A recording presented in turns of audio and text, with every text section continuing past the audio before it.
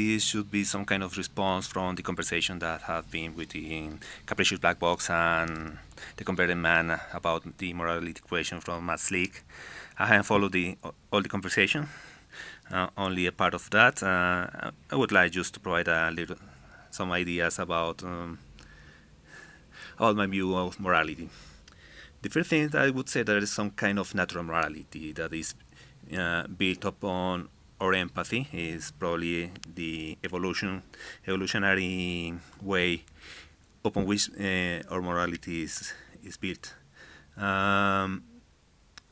We are social creatures, and as social creatures, there are some mechanisms that should allow us to do some kind of self-sacrifice for the tribe, for the clan. So I think that empathy is one of those mechanisms, probably the main mechanism. We are happy when our fellow people is happy. We are sad when, or we can even suffer when people around us is suffering. But as well as empathy, we also have some kind of negative empathy or some antagonism. We recognize fellow people from our clan, but also we will see the rival clan as rivals, the rival clans as enemies. However, we are not only evolutionary creatures; we are also mimetic creatures. We learn from other people, and we can be conditioned so that we can recognize and empathize, for example, with our pet. So whenever my pet seems to be upset, would be upset. When my pet seems to be happy, so I would be kind of happy. Okay, let's see. Okay, let's continue. So we as more modern humans, particularly me, for example, my case, which I've been raised with some humanistic concepts, originally from humanistic Christianity, but now more secular humanist. Somehow I empathize, or I want to extend my empathy to the whole world, and at least most fellow humans. I recognize in most human people. I would like them to have welfare and to be happy and not to suffer. So I act accordingly, even if I don't particularly had a reason to empathize with some people that I've never met. But that's some kind of the natural, the evolved morality that we have.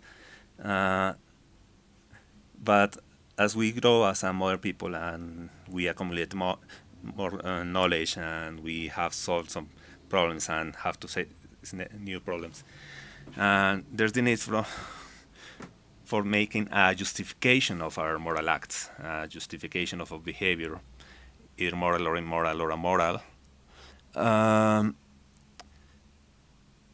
the way I see this is that when you say something is right or something is wrong, partly is that intuitive feeling that is based on past experiences and empathy and so on. But there's also, we are referring to some goal, some unstated goal about what is moral or what is not moral, what is right or what is not right, what is wrong. I can say that if something if a behavior or an act bring me closer to some ideal goal, I will say that it's good for that goal. That's something that I can probably I can make an objective measure about if some behavior, some act further that goal or bring me away from that goal. In that case, that act would be bad for reaching that goal. However, the idea is, what is that goal? What is if there is some way that we can define and we can agree on such a goal. And I think that one probably goal is to increase the well-being of fellow people. I say people, I don't particularly say humans. That probably is something that I should explain later. But maximize well-being, that should be a goal. It seems kind of intuitive. That's probably how Deconverted man put it. It's not necessarily, it has some problems. For example, if I have 100 people and if I make some act, 80 of them will be very happy, very pleasant, will be very well, but 20 of them will suffer. But if I perform another act, nobody will suffer, but people will be, people won't be particularly well. So the first act would have maximized well-being, but I personally don't feel that that's the right line of action because it produces suffering for too many people. So I should add that for me it's not only about maximizing well-being, but also about reducing suffering. And I would add another instance for what I think should be the goal is the ultimate goal is to respect autonomy.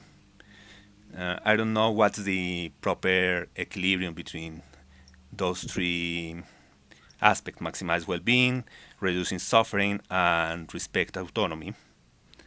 I would refer also that we should